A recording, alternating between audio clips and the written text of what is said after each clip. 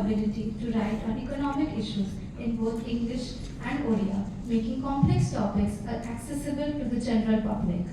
His commitment to the welfare of the poor and working class is evident in his writings, which are frequently featured in the respective publications such as Orissa Post, Sambad English, and Hans India.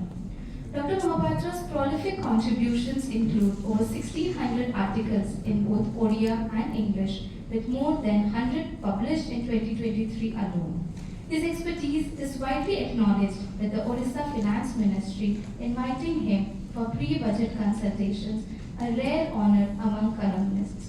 He holds a PhD in economics from Utkal University, Bhubaneswar, where his research focused on the savings behavior of salaried individuals. His contributions to journalism and economics have earned him numerous accolades, including being named the Best Columnist of the Year in 2017 by the Orissa Media Award. Sir, please.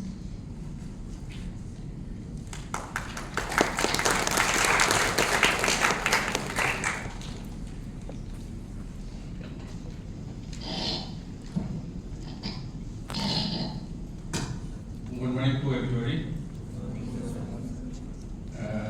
Esteemed Register of this institution, my dear co-speaker, Chartered Accountant Arun Birla, dear faculties, and my student friends.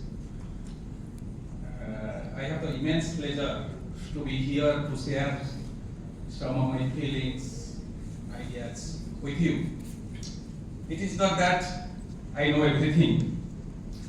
There is no end to learning in life. The more you learn, the more you feel that you are missing many things. That is the grim reality of life. Particularly when I was invited by Dr. R.K. Mishra, I accepted your invitation gladly. Not to deliver a talk, rather to understand the feeling of the present youth. That is my priority. Because as a writer, you must have an understanding about the society, unless you cannot express in your writing. Book, journals, internet is not sufficient to become a good writer unless you have a practical experience with others. And it is an opportunity for me to interact with the youth. Students, what they think, what their mind, what they ask, that is the important thing. And you have given me an important opportunity to learn something rather than preach something. I thanks once again your faculty, registrar, vice chancellor, others, management, students giving a chance to share my ideas.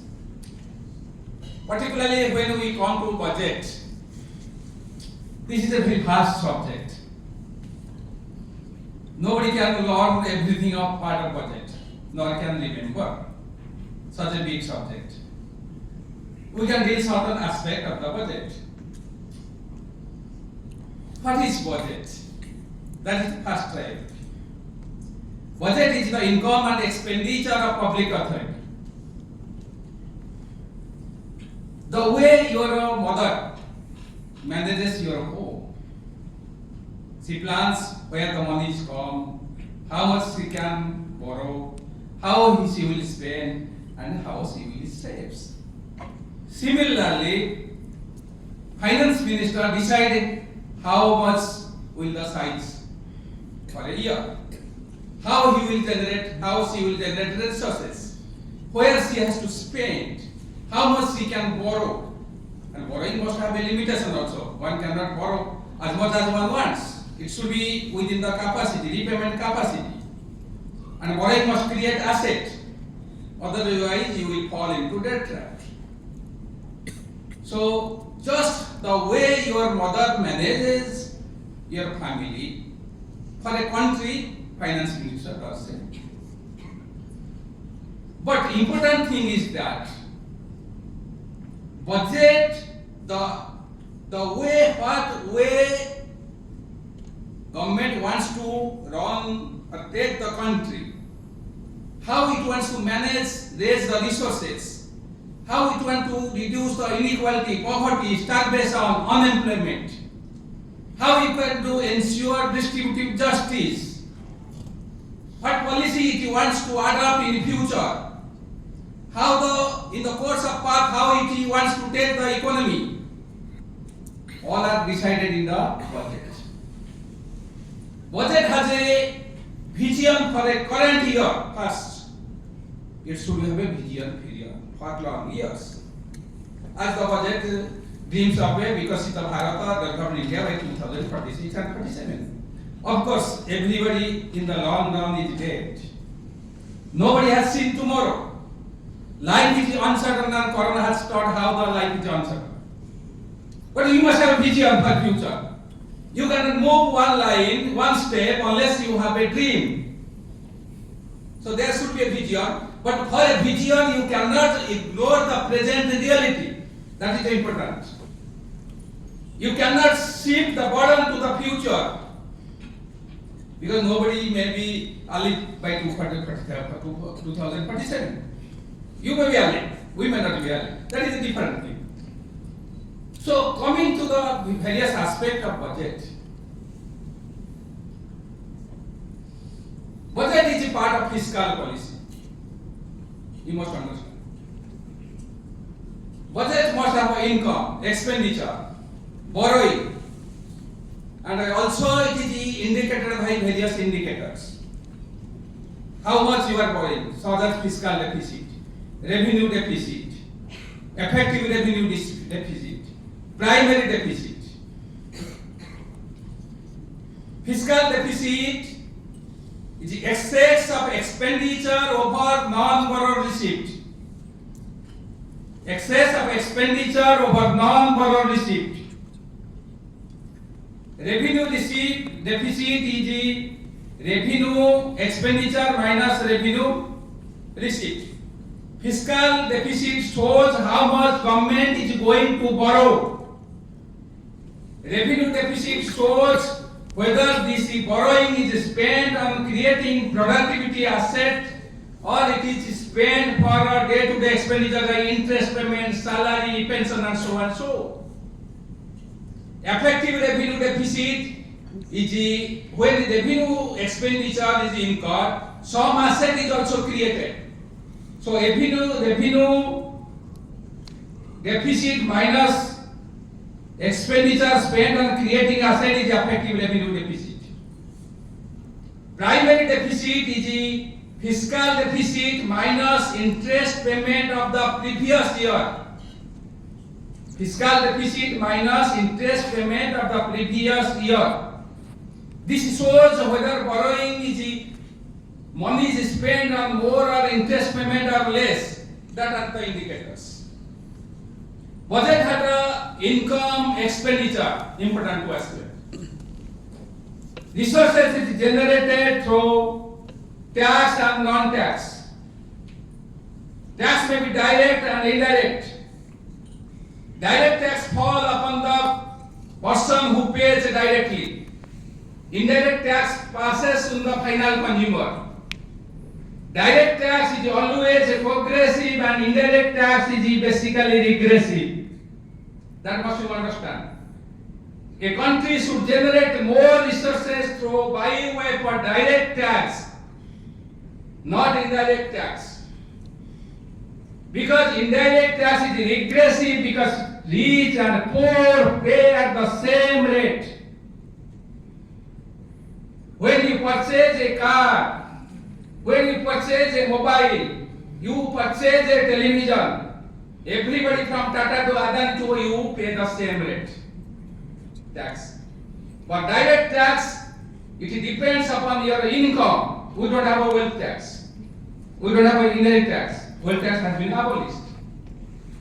So indirect tax should be less and direct tax should be more.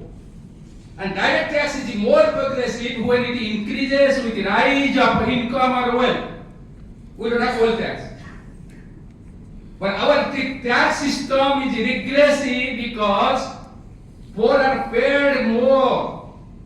A beggar pays more taxes as percentage of income than the rich as far as indirect tax is concerned.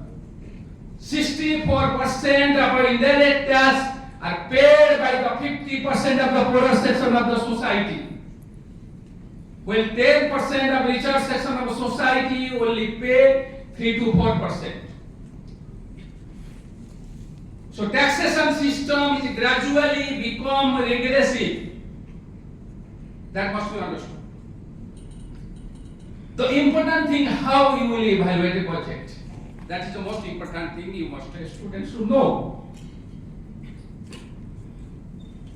The question is before you, whether you will interpret budget in a pro-people angle or pro-ruling class angle. That is important. A writer, a columnist, a speaker can interpret everything the way he wants. Remember. But important thing is how you are going to the interpret of the budget. If you want to interpret in favor of a ruling class, then you need not to have make a research. You just read the headline and present. But when you want to interpret the budget in a pro-people angle, you have to make a deep research study. The choice is yours.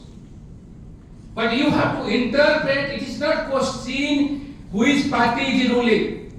It is not question who is the minister. Question is a government is elected to perform. As an intellectual, as a student, it is your responsibility to see where the government is failing.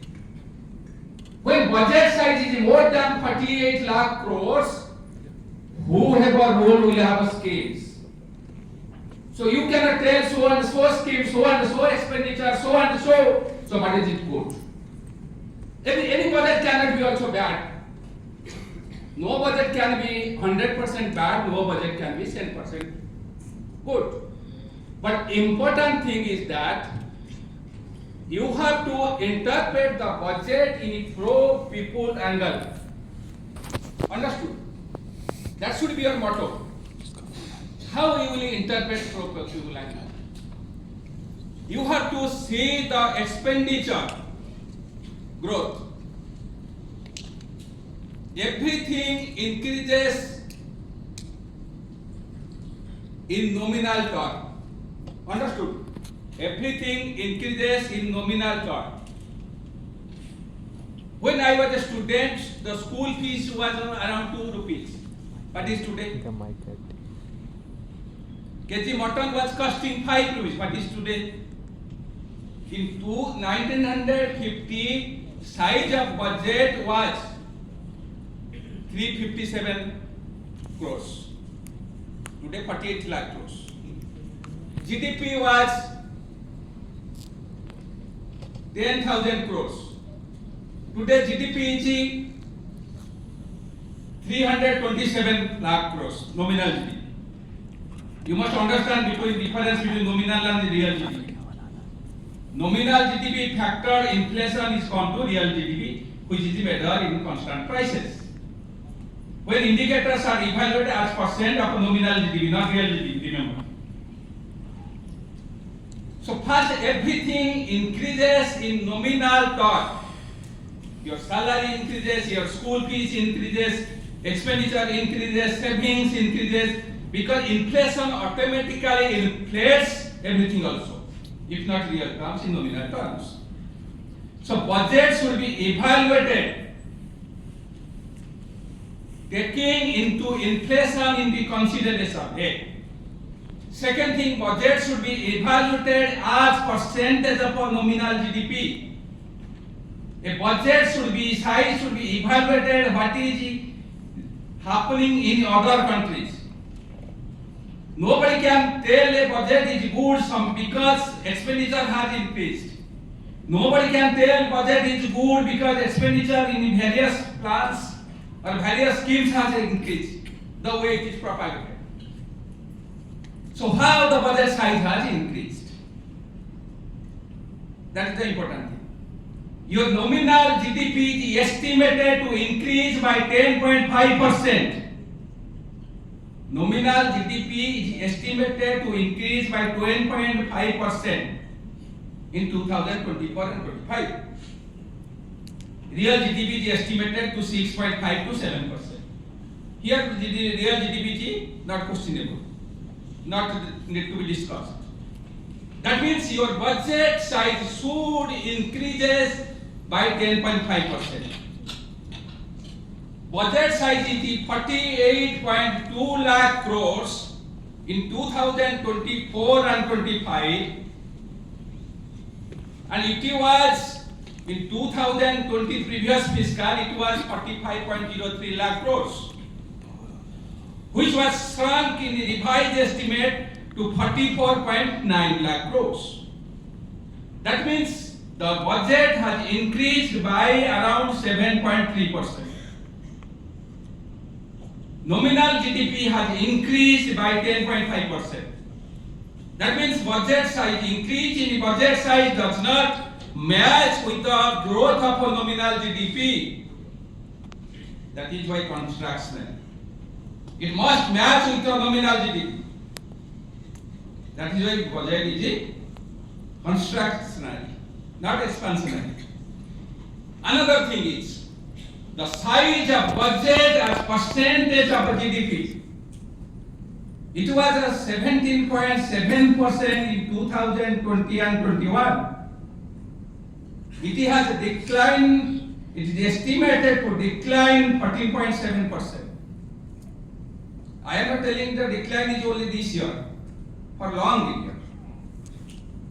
But the size of budget as percentage of GDP is around 40% in many developed countries, big countries. Unless your size of cake increases, your mother cannot distribute properly.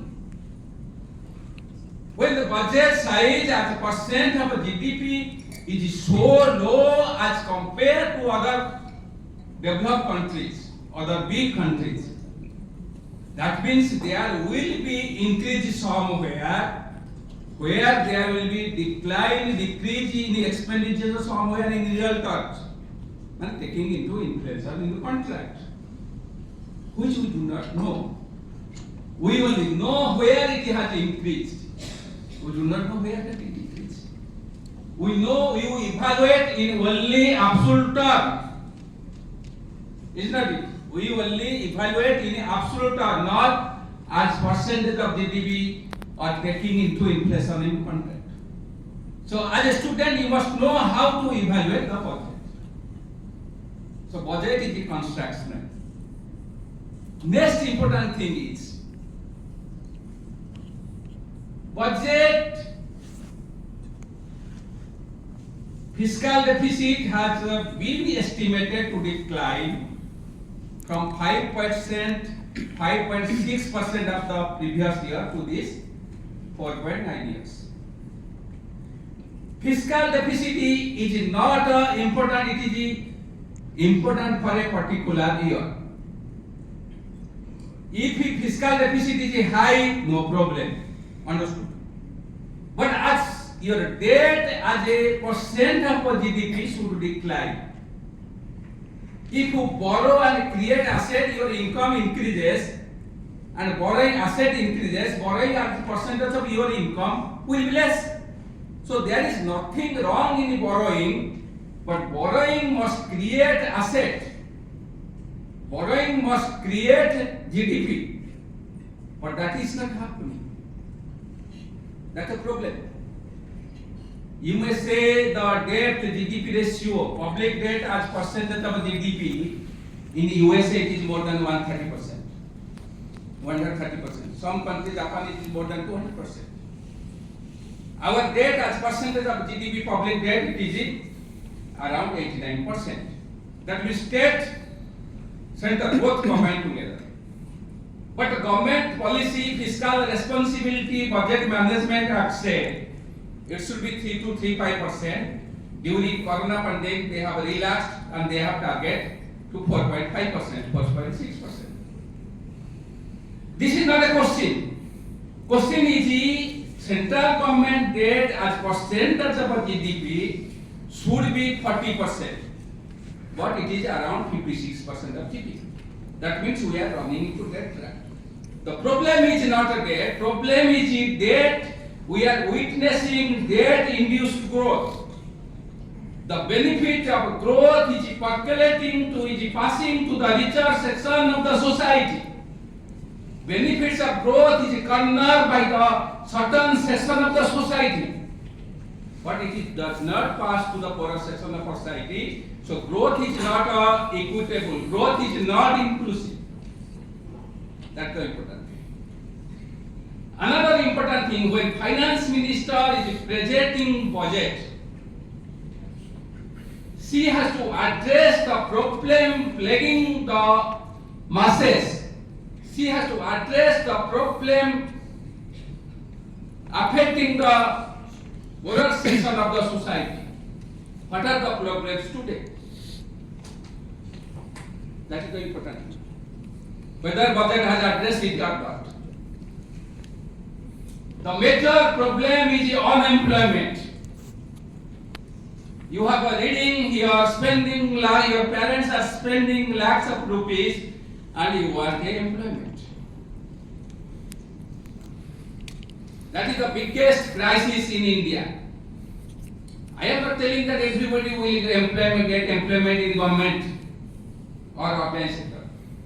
More than 90% employment is created in unorganized sector where there is no security of job, no social security, no certainty of jobs, no remuneration adequate works. And one important thing you must understand, creation of a job in the organized sector, create a job in the organized sector. If I will earn 1 lakh rupees per month, then I can purchase a car, I can purchase a television, I can build a house, I can appoint a maid servant, I can construct house. That means by getting employment in organized sector, I create a job in unorganized sector so many. So government cannot tell that there is no need for job in the organized sector. And India has one of the highest unemployment, youth unemployment rate. Among the unemployment, youth unemployment constitute 83%. Higher you have a qualification, higher the chances of remaining unemployment, remember. Around 70 economic survey say around 78 lakhs jobs should be created in each year to cope with the unemployment crisis. But does budget address the unemployment? You know better than me. The employment in the government, central government, state government is declining. I am not telling it should increase as much as possible, but it is declining. Around 9 lakh posts are remaining vacant in central government. That is the most important point. You must be already as a youth. You need a job. Is not it? Next important thing. Inequality. India has one of the highest inequality. Income inequality and wealth inequality. The global inequality report, world inequality report. India has an income inequality. It is not only one of the highest, it is more than that of British Raj. 1% of the population, richer section of the population, enjoy 22% of income, 22.8%. It was around 11% in the 900, around 52. 1% richer section of society enjoy more than 40% of wealth. That means certain section of the society enjoy money, power, wealth, were vulnerable sections of the society languish under poverty and starvation. So inequality should be addressed. How? By taxing the richer section of the society. You pay higher income slab is 30%. No wealth tax, no inheritance tax. You pay those who have money earning, they are paying 30%. Okay, we once upon a time had 97%. This is also not good. The person who earns crores of rupees in IPL, the celebrity who earns crores of rupees making advertisement, the person who earn crores of rupees by making advertisement, they also pay 30%. This shows how the system is regressive and rigged in favor of the rich. You must have learned about Hindenburg report. You must learn about the Panama papers. We have a tax haven in different countries where rich corporates, where powerful legislators give their black money and their name is secluded, not disclosed, tax is low tax is paid. But corporate tax is reduced. It was reduced from 30% to 22% in 2019 and 20. This time, corporate tax on foreign companies has been reduced from 45% to 35%. And others, they have been given concession benefits if we employ others. I am not going to that chapter. That means you must understand. It is not question of who is ruling. I am not telling party, politics or anything. But system is rigged in favor of the rich and you are living in an exploitative system where you need to fight to ensure the distributive justice. That is the important thing as students. Next is the poverty. Government is telling that poverty has been reduced to 5%. Inequality is not addressed in budget. Poverty does not mean starvation line. Poverty does not mean deprivation lines. Poverty does not mean just eating some foods. Poverty should be defined in such way one should have a minimum access to basic necessities. One should have access to health, education. If the upper middle class income poverty line, upper middle class countries poverty line of $3.65 in purchasing power parity is measured, then 44% Indians are found poor.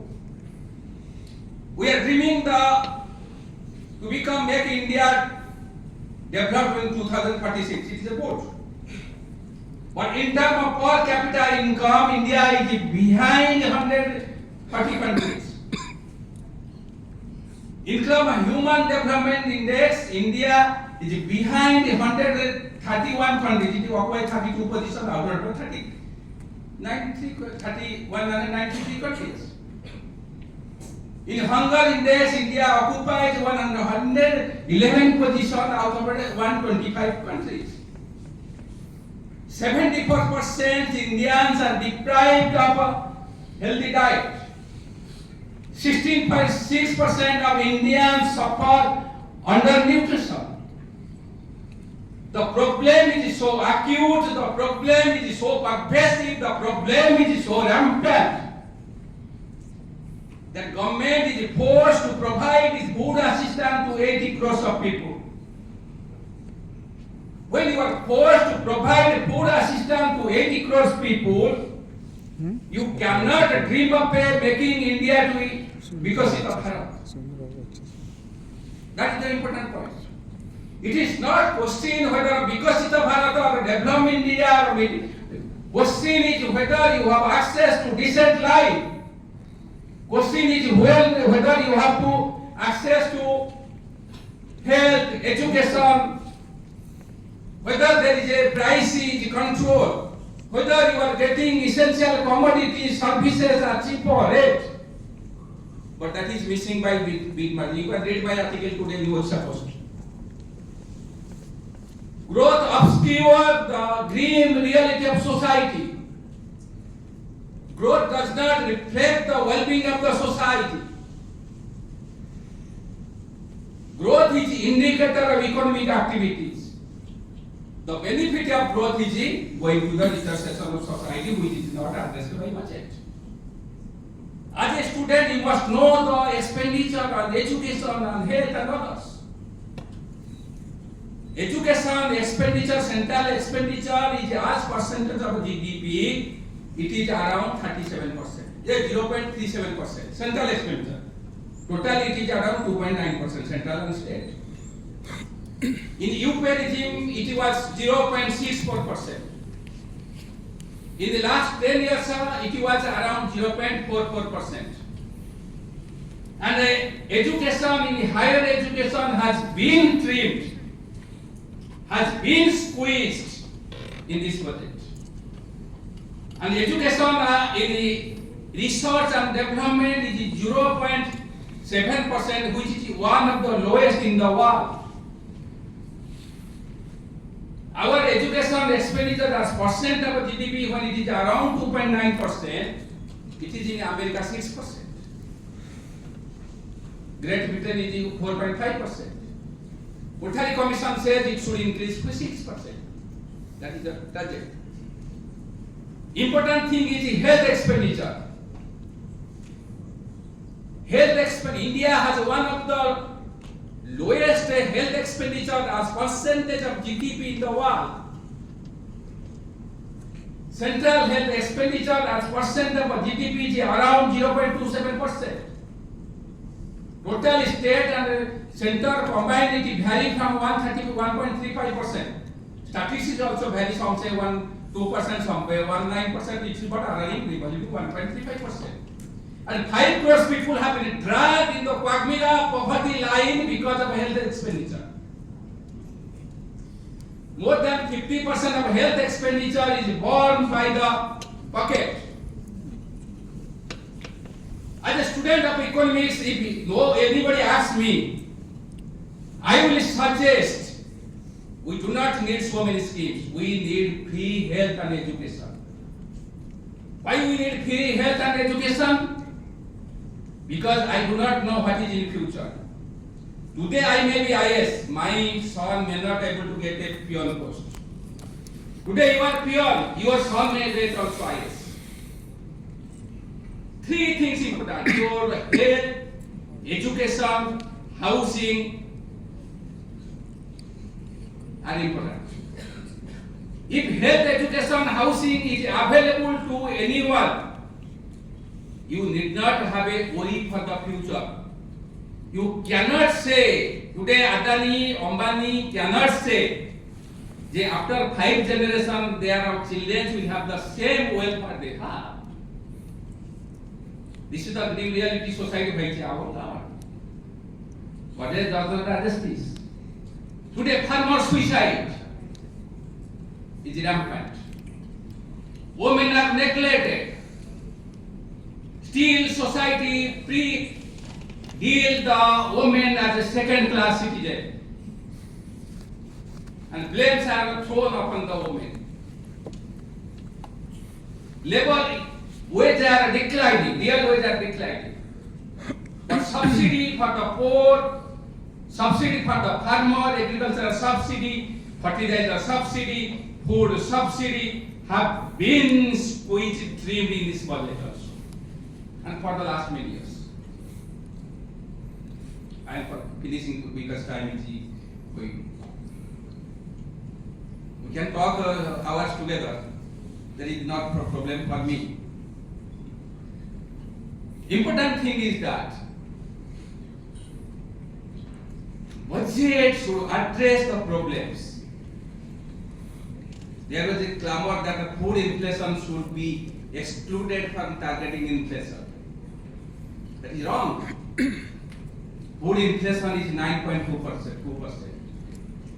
Vegetable inflation is 29%. Food affected the poorer section of the society most. there should be regulation, restriction on the food prices.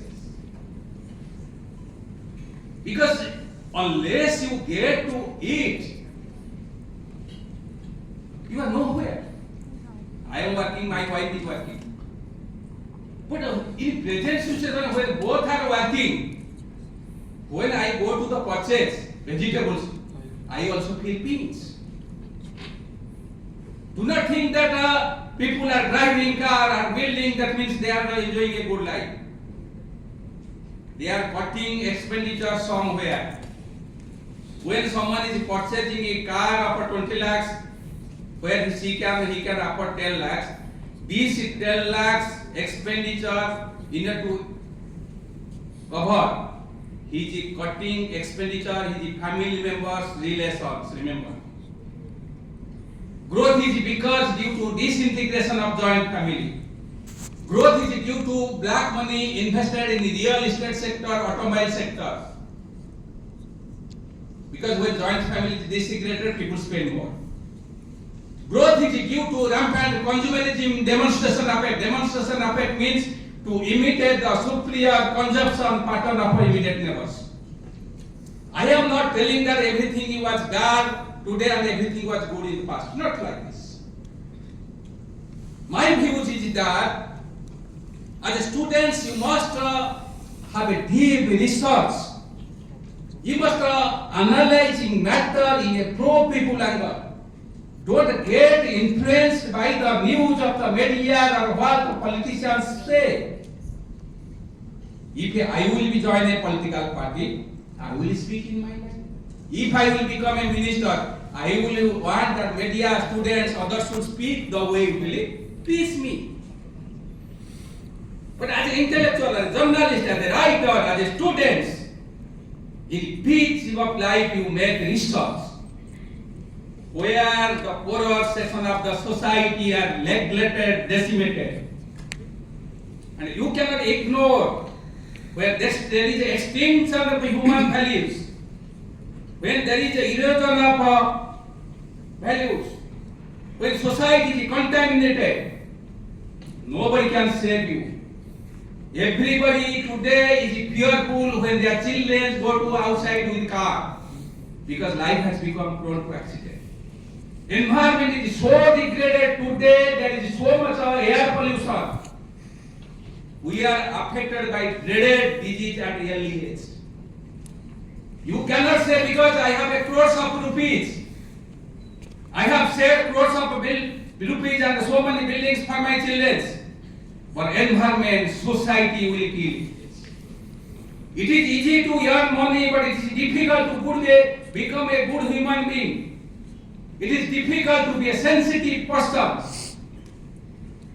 When you have a learning, you are reading, it is your naturally you should have a ambition, aspiration. Without ambition, aspiration, you cannot move a life. Society cannot flourish unless you have ambition, aspiration. Today we see on the recovery, discovery, invention, life, comfort of life, all are because somebody has sacrificed, somebody has died. But important thing is today everybody wants to try to achieve, everybody wants to try to rise into certain high position by unfair means.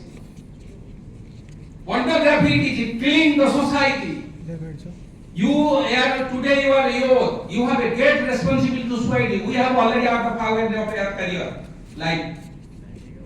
We have enjoyed important part of life, but you are starting your life. Today is a devastation in the conjugal life. So, as students, you have a greater responsibility to society. Every moment you have to think, analyze, put forth your views. Two things you have to do. You have to build up career. You have to also think of society. Unless you will think of society, you cannot build up your life peacefully because you are not separated from society. You are a social animal. With this, I conclude my speech. I thank the organization, students, everybody for giving me a chance to listen. Thank you.